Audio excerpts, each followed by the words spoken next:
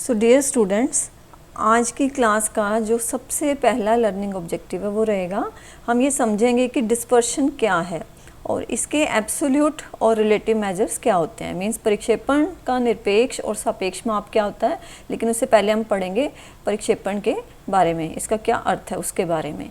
Next हमारा जो learning objective है वो रहेगा रेंज को समझना, क्वार्टाइल डेविएशन को समझना और इंटर क्वार्टाइल रेंज को समझना।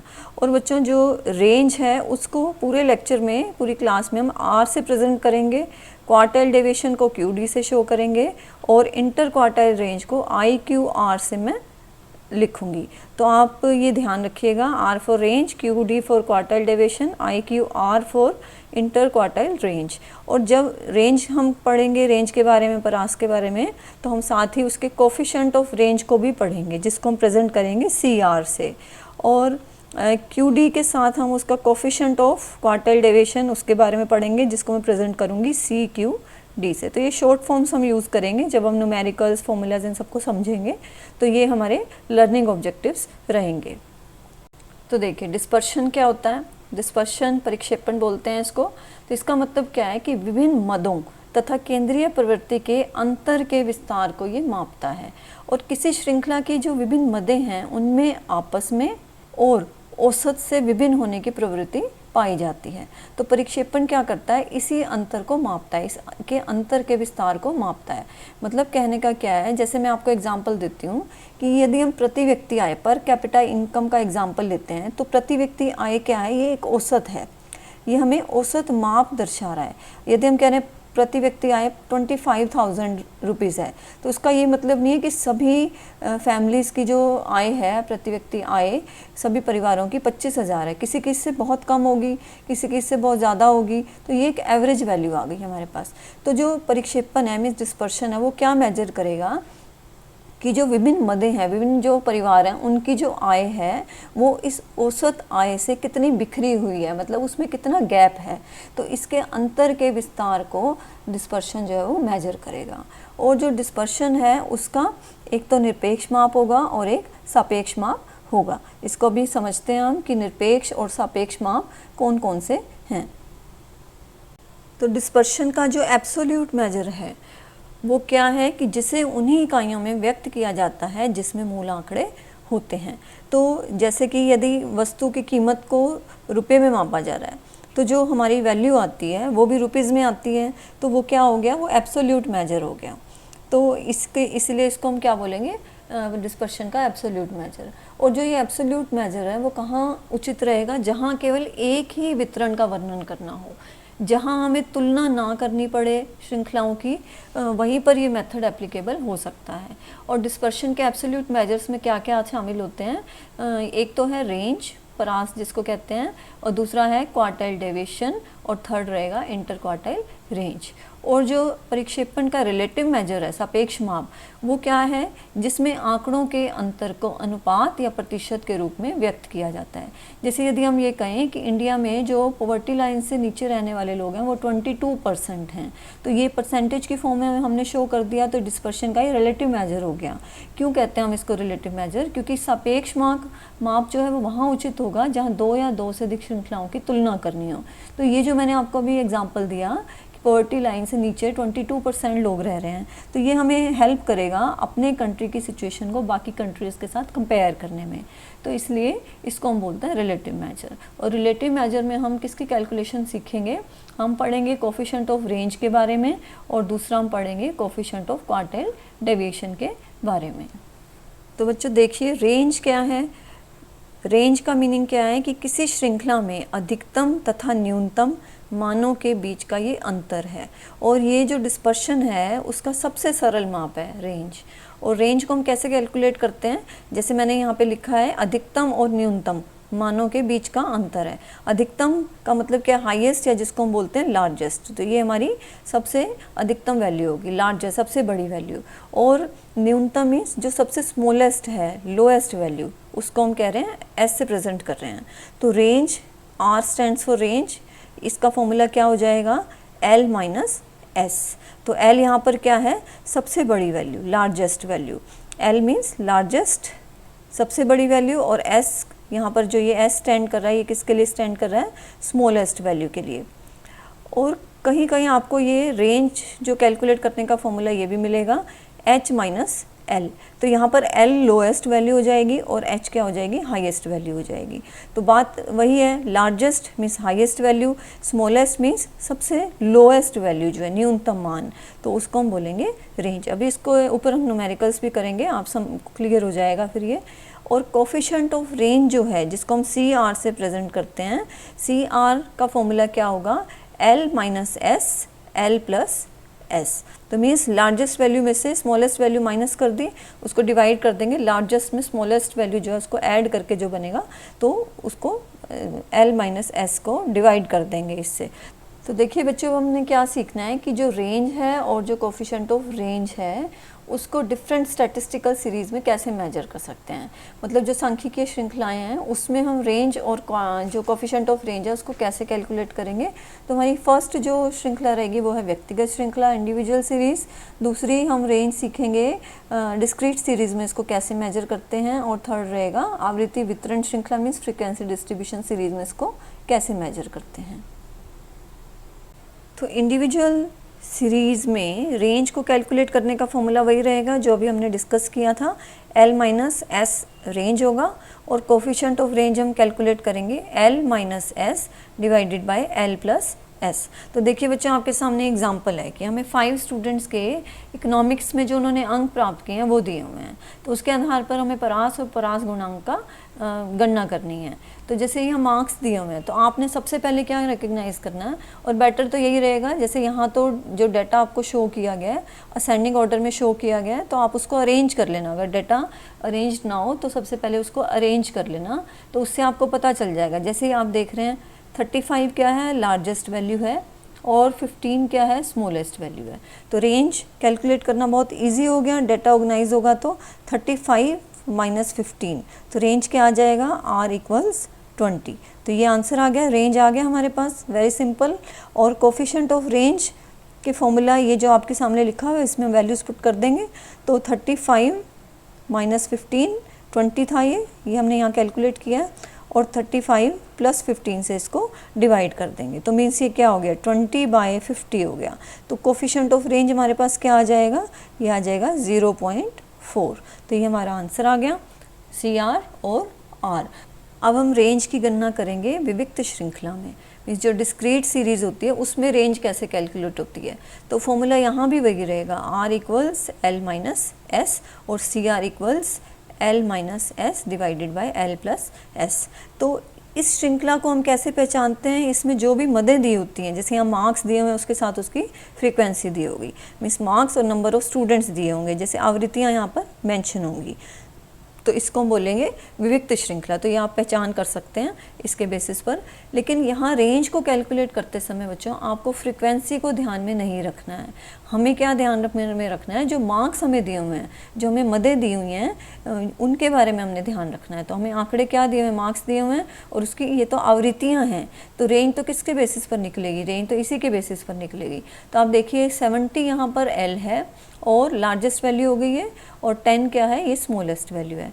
तो इसी जैसे हमने अभी इंडिविजुअल सीरीज़ में किया था ऐसे ही फॉर्मूला में वैल्यूज़ को मैं रख रही हूँ, और रेंज कितना आ गया? 60 आ गया। और कोफिशिएंट ऑफ रेंज फॉर्मूला आपको अब याद हो ही गया होगा।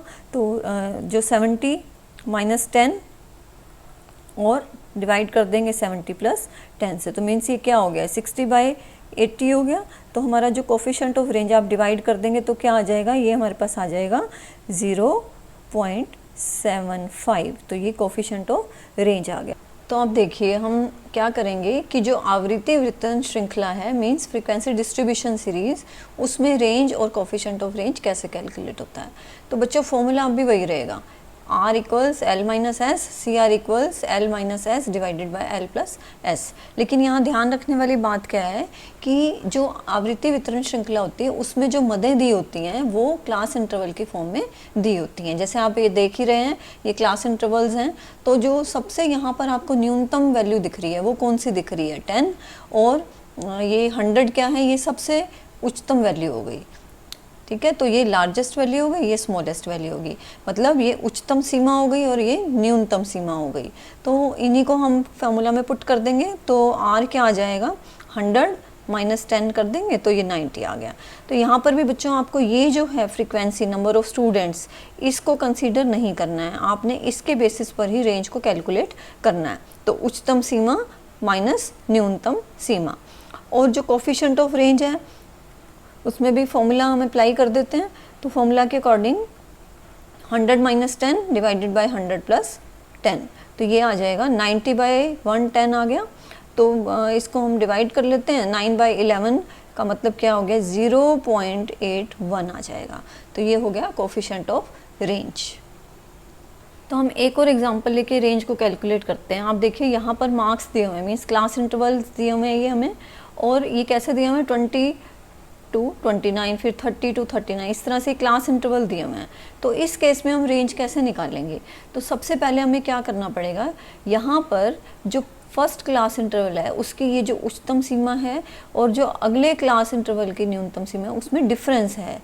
तो ये इंक्लूसिव सीरीज़ है, क्योंकि इसमें 20 to 29 जो फ्रीक्वेंसी है वो इसमें इंक्लूड की हुई है। तो हमें पहले इस सीरीज़ को एक्सक्लूसिव सीरीज़ में बदलना पड़ेगा। जो अभी हम डिस्कस कर रहे थे पिछले एग्जाम्पल में, वहाँ पर क्या था कि जो पहला क्लास इंटरवल है उसकी उच्चतम सीमा दूसरे की न्यूनतम सीमा बन जाती है, फिर ऐसा ही चलता जा रहा था, मीन्स एक क्लास इंटरवल की जो उच्चतम सीमा है वो अगले की न्यूनतम सीमा थी। लेकिन यहाँ पर ऐसा नहीं है। तो यहाँ पर रेंज का जो फॉर्मूला है L माइनस एस, वो हम कैसे अप्लाई करेंगे।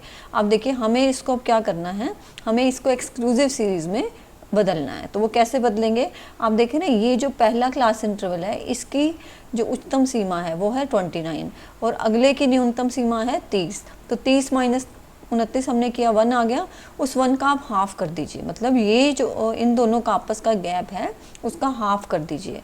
और वो हाफ क्या करेंगे, आप 29 में से माइनस कर देंगे और 29 में उसको ऐड कर देंगे। तो अब हमारा जो क्लास इंटरवल है वो क्या बन जाएगा, देखिए वो बन जाएगा 19.5 to 29.5। यही मैंने आपको बताया कि जो 0.5 है वो इसमें से माइनस होगा, इसमें प्लस होगा, ऐसे ही हम हर बार करते चले जाएंगे। तो ये हमारे पास क्या आ जाएगी, अब ये हमारी एक्सक्लूसिव सीरीज़ बन जाएगी।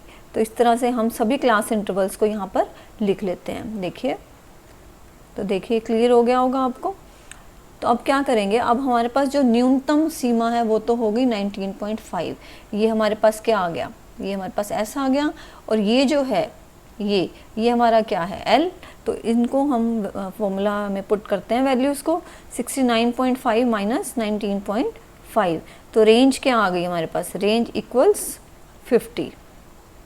और कोफिशिएंट ऑफ रेंज कैलकुलेट करना है, तो यही फॉर्मूला जैसे हम कर रहे थे वो अप्लाई कर रहे हैं हम, 69.5 प्लस 19.5, तो ये क्या बन जाएगा, ये हमारे पास आ जाएगा, इनको माइनस कर देंगे तो ये तो 50 आ ही गया था, और 50 को हमने डिवाइड करना है 89, तो ये हमारा आ जाएगा 0.56। तो ये हो गया कोफिशिएंट ऑफ रेंज।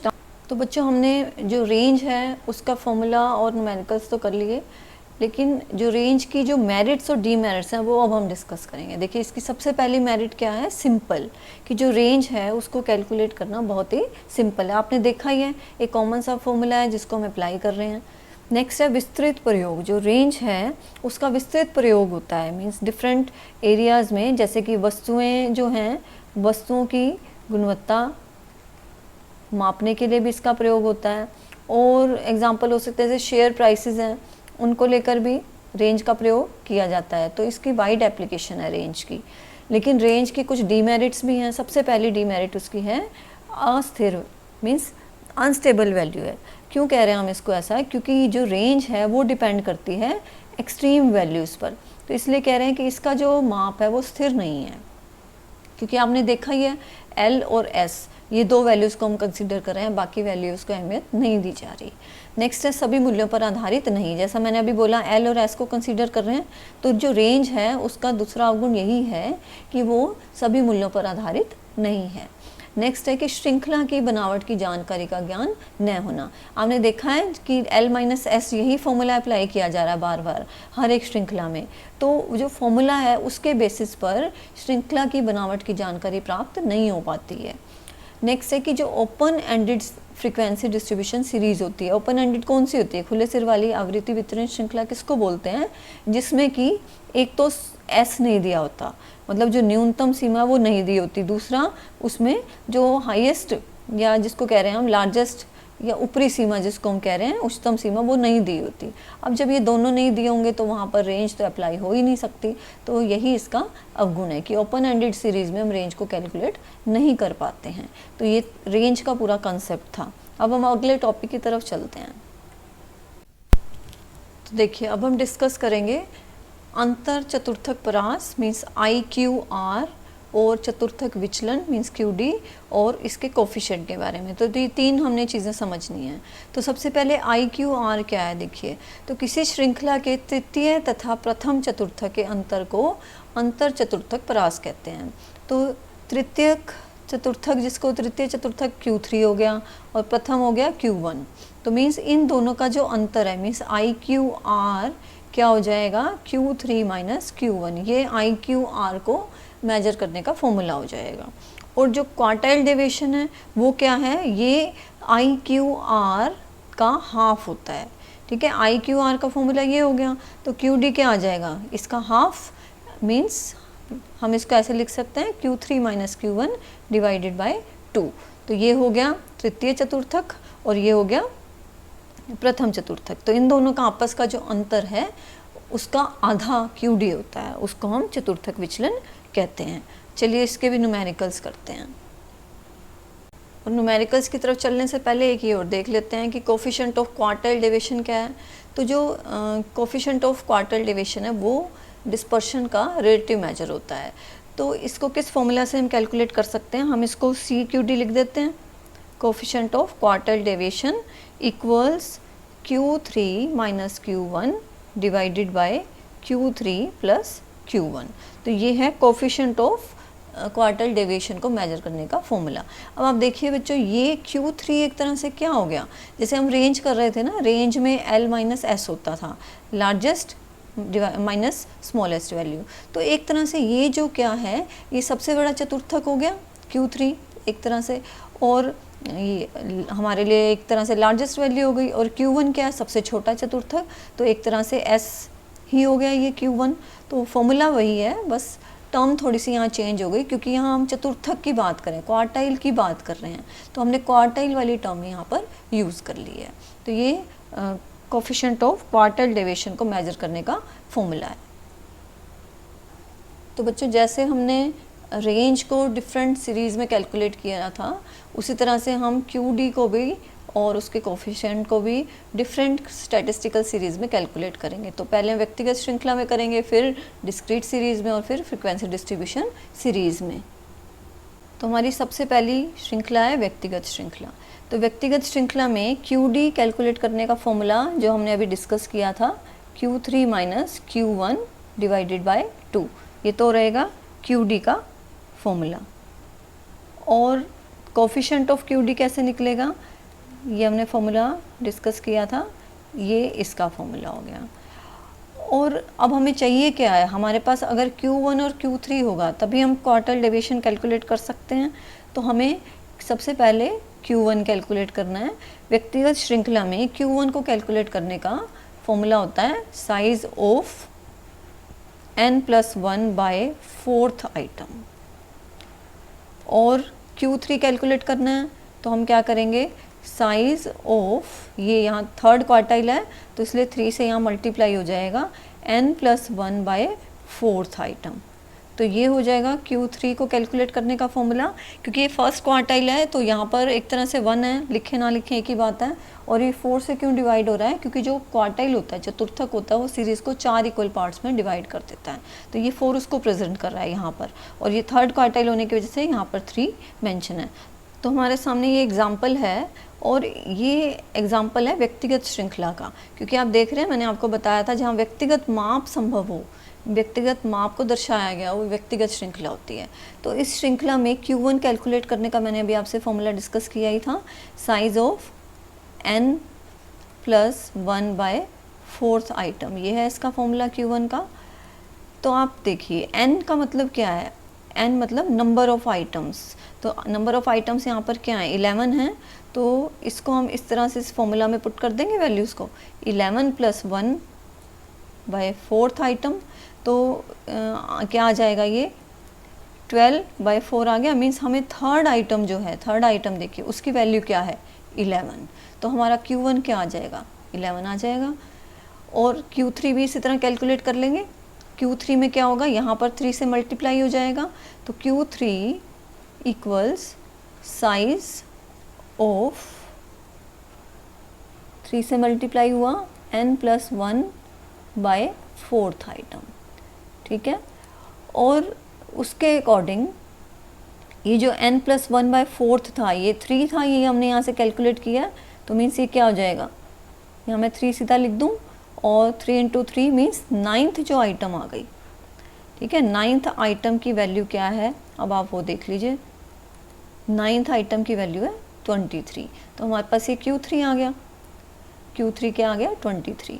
अब हमें क्या कैलकुलेट करना, हमसे पूछा गया चतुर्थक विचलन और उसका गुणांक, तो QD का फॉर्मूला क्या रहेगा, सॉरी QD है ये, QD का फॉर्मूला है Q3 माइनस Q1, तो 23 माइनस 11 डिवाइडेड बाय 2, तो ये क्या आ जाएगा 12/2, तो मीन्स QD हमारे पास क्या आ गया 6। और जो कोफिशिएंट ऑफ QD है वो क्या आएगा, वो आएगा Q3 minus Q1 divided by Q3 plus Q1, तो मीन्स ये वैल्यू हमारे पास Q3 माइनस Q1 क्या आई थी, ये हमारे पास 12 आई थी यहाँ से, तो ये 12 हो गई, और 23 प्लस 11 कर देंगे तो ये क्या आ जाएगा 34, तो आंसर क्या आ जाएगा, डिवाइड कर देंगे तो ये आ जाएगा 0.35, तो ये कोफिशिएंट ऑफ QD आ गया और ये QD आ गया, यही हमसे इसमें पूछा गया था। और आप यहाँ देख रहे हैं वैल्यूज़ कैसी हैं, ओड वैल्यूज़ थी 11, तो उसमें एक जुड़ गया, 12 हो गया तो इवन बन गई, तो इसमें तो कोई प्रॉब्लम है ही नहीं। यहाँ पर मैंने एक और एग्जांपल आपसे शेयर किया है, ये भी इंडिविजुअल सीरीज़ है, लेकिन आप यहाँ देखिए ये जो नंबर ऑफ़ आइटम्स हैं, सीरियल नंबर जो दिए हुए हैं वो कैसे यहाँ पर इवन हैं।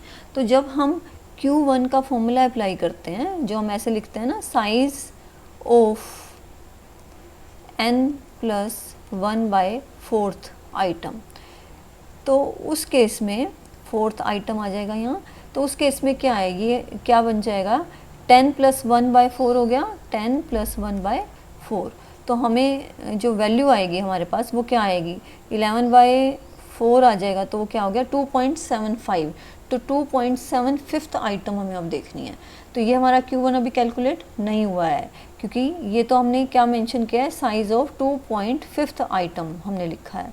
तो और अब इसको हम कैसे सोल्व करेंगे, हमें आगे और करना पड़ेगा, इसको हम लिखेंगे, इसको size of second item plus 75% हो गया ना, एक तरह से 0.75 हो गया, जो 3/4 लिख दिया मैंने उसको।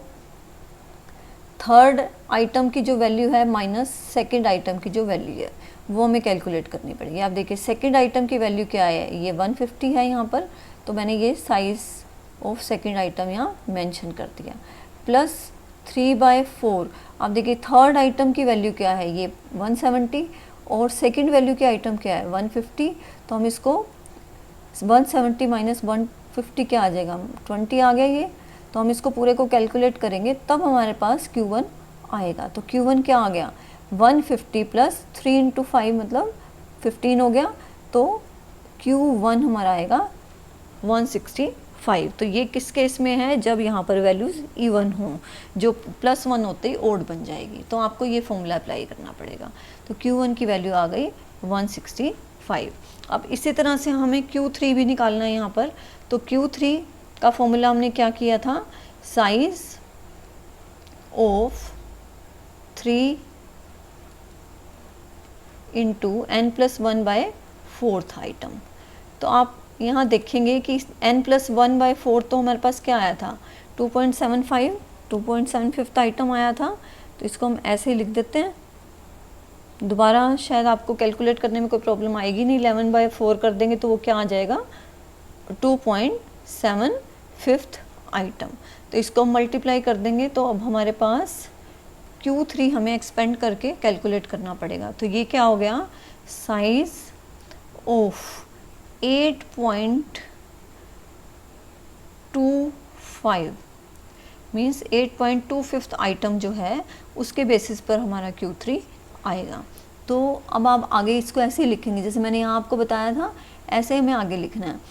हमें लिखना है इसको, size of 8th item plus 0.25 है, तो मीन्स इसको हम लिख सकते हैं 1/4 ऑफ 9th आइटम, जो 9th आइटम की वैल्यू होगी, माइनस 8th आइटम।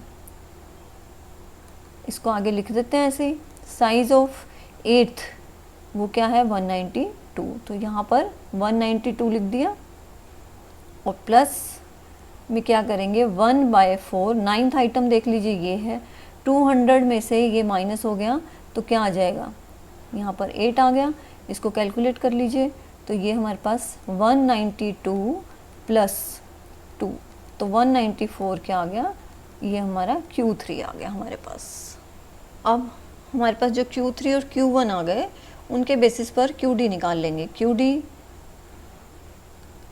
क्या होगा, ये होगा 194 माइनस 165 डिवाइडेड बाय 2, क्योंकि ये Q3 है और ये Q1 है, तो ये वैल्यूज़ मैंने यहाँ पर रख दी हैं। तो ये हमारे पास क्या आ जाएगा, QD आ जाएगा। तो मीन्स इनको माइनस किया तो ये वैल्यू आ जाएगी 29/2, तो QD आ गया 14.5। तो ये तो हमारे पास आ गया QD। और कोफिशिएंट ऑफ QD निकालना है, तो कोफिशिएंट ऑफ QD कैसे निकलेगा, ये वैल्यू हमारे पास आ गई 194 माइनस 165, तो 29 आ गई।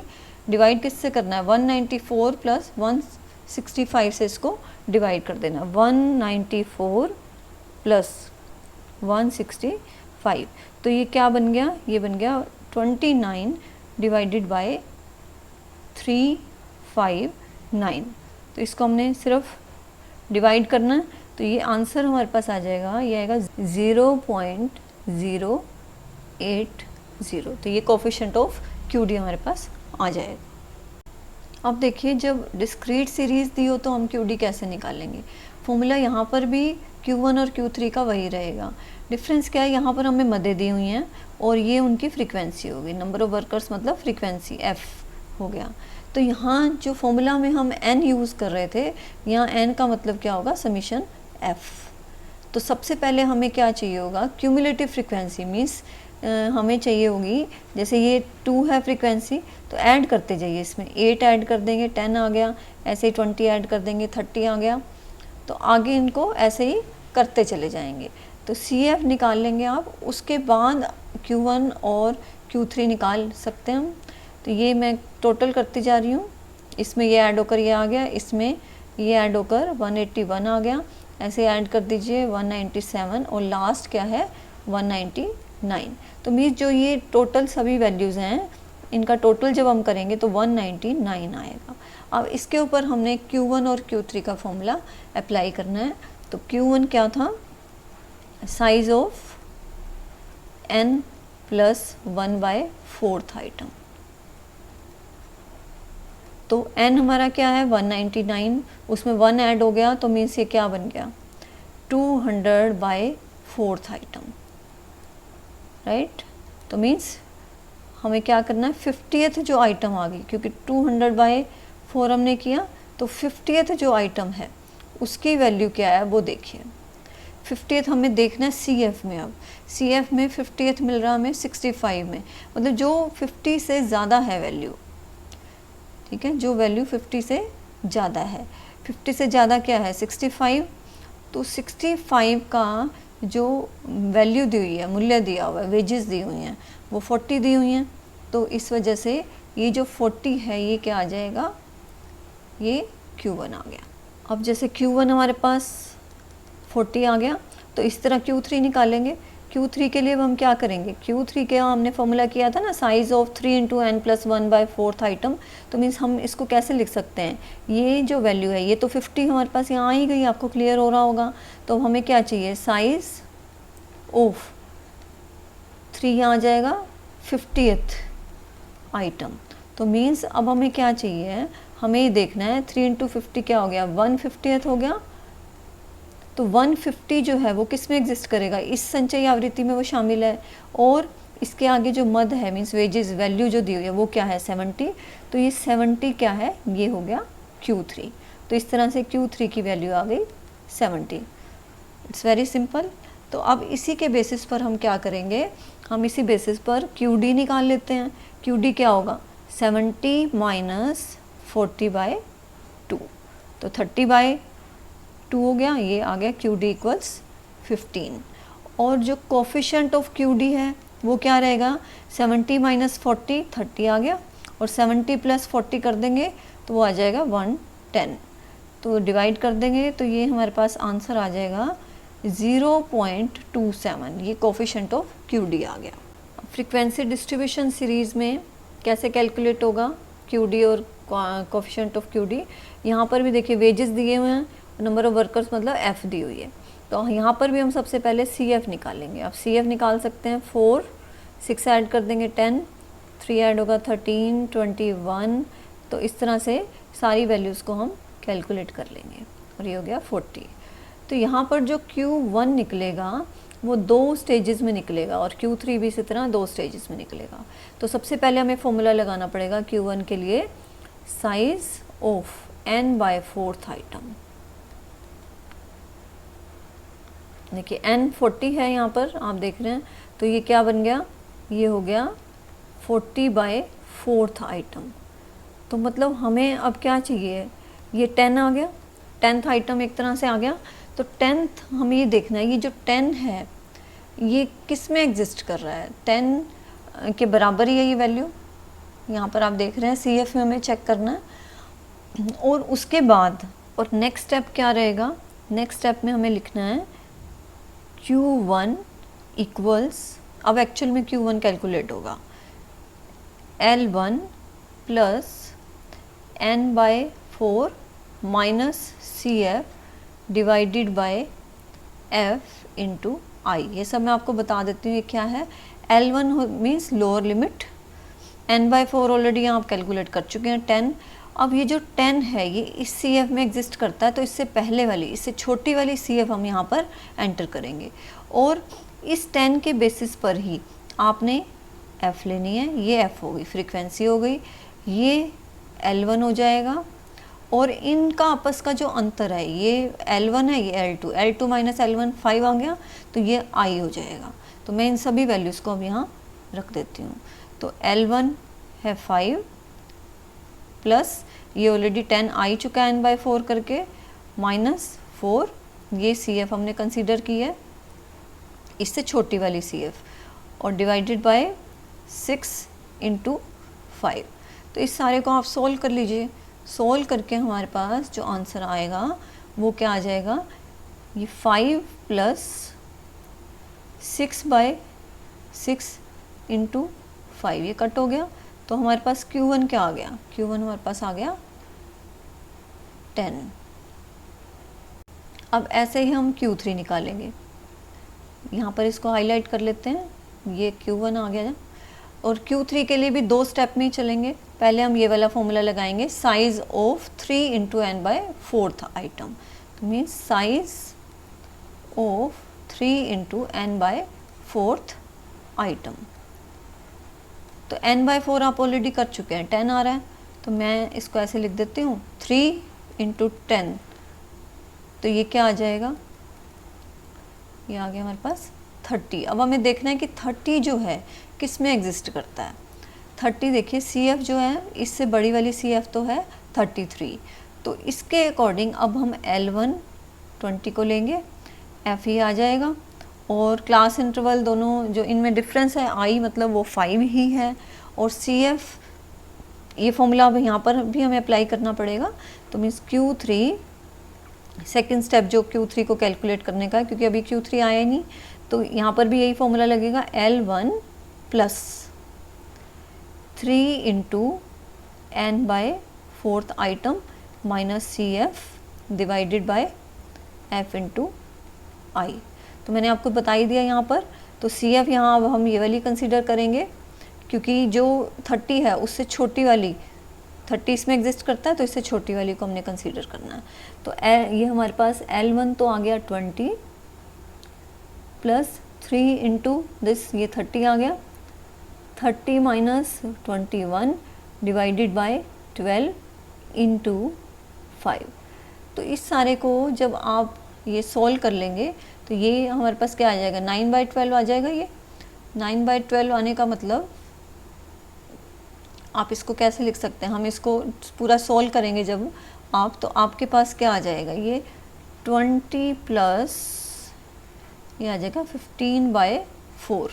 तो मीन्स जो हमारा Q3 आएगा वो आ गया 23, क्योंकि ये पूरा आप इसको डिवीजन कर लेना 15/4, तो ये आ जाएगा 23.75। तो ये हमारा क्या आ गया, ये हमारे पास आ गया Q3।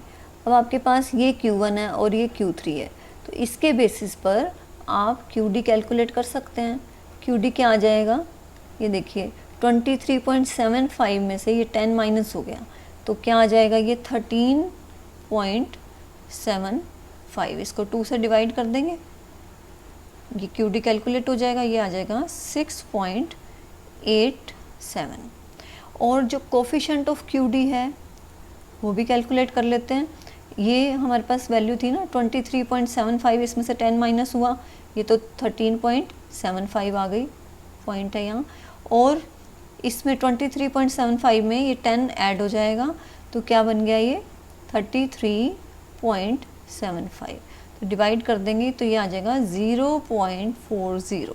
तो ये कोफिशिएंट ऑफ QD हो गया और ये QD हो गया। ये फॉर्मूला मैंने आपको बताई थे, Q3 माइनस Q1/2 और यहाँ पर Q3 minus Q1 divided by Q3 plus Q1।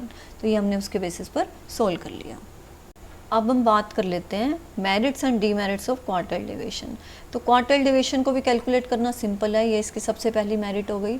और दूसरा क्या है कि जो एक्सट्रीम वैल्यूज़ हैं इसका इस प्रभाव कम पड़ता है।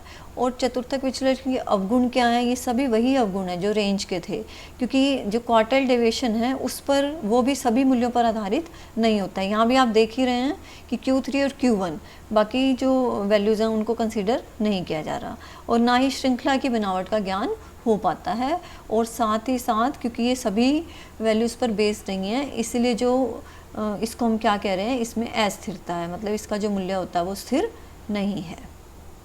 तो अब हमने जो भी डिस्कस किया आज की क्लास में उसके ऊपर कुछ MCQs कर लेते हैं ताकि कंसेप्ट और क्लियर हो जाए। तो पहला क्वेश्चन क्या है, निम्नलिखित में से परिक्षेपण का निरपेक्ष माप कौन सा है। तो निरपेक्ष माप आप देखिए ऑप्शन दिए हुए हैं, ये रेंज हो गया, ये क्वार्टाइल डेविएशन हो गया। तो हमने किया था कि जो निरपेक्ष माप है, एब्सोल्यूट मेजर क्या है, ये दोनों ही हैं, रेंज भी और क्वार्टाइल डेविएशन भी। तो राइट आंसर क्या है, सी ऑप्शन, ए तथा बी दोनों। नेक्स्ट है कि परास का मुख्य गुण बताना हमें, जो ऑप्शन दिए हैं उनमें से। तो देखिए फर्स्ट है सभी मूल्यों पर आधारित होना, तो ये ऑप्शन तो नहीं हो सकता क्योंकि ये उसकी डीमेरिट है। खुले सिर वाली आवृत्ति वितरण के लिए उपयुक्त, ये भी इसकी डीमेरिट है क्योंकि उपयुक्त नहीं रहती। जहाँ पर ओपन एंडेड सीरीज़ होती है, जहाँ पर एल और एस पता ही नहीं है, वहाँ तो परास निकाला ही नहीं जा सकता।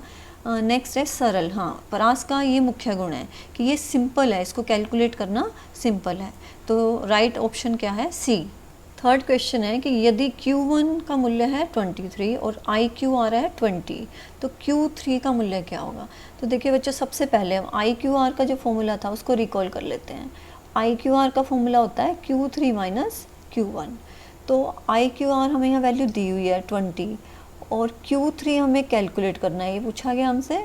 और Q1 हमें क्या दिया हुआ है, Q1 दिया हुआ है 23। तो ये वैल्यू इधर आ जाएगी, 23 को हम इसमें जोड़ देंगे तो ये Q3 आ गया, क्या आ जाएगी 43। अब आप देख लीजिए ऑप्शन में है ये सी ऑप्शन जो है करेक्ट है। नेक्स्ट है यदि IQR 24 है तो QD क्या होगा। अब जो QD होता है, QD IQR का हाफ होता है, जो मीन्स 24 को हम 2 से डिवाइड कर देंगे, क्या आ जाएगा 12। ये ऑप्शन हमें यहाँ दिया हुआ है, बी ऑप्शन करेक्ट है यहाँ पर। नेक्स्ट है कि आय की असमानताओं को मापने के लिए निम्नलिखित में से किस माप का प्रयोग होता है। तो मैंने स्टार्टिंग में ही बताया था, क्लास की स्टार्टिंग में, कि जो डिस्पर्शन है वो आय की असमानताओं को मापने में हेल्प करता है। तो ये हमें ऑप्शन दिया हुआ है, परिक्षेपण, डिस्पर्शन।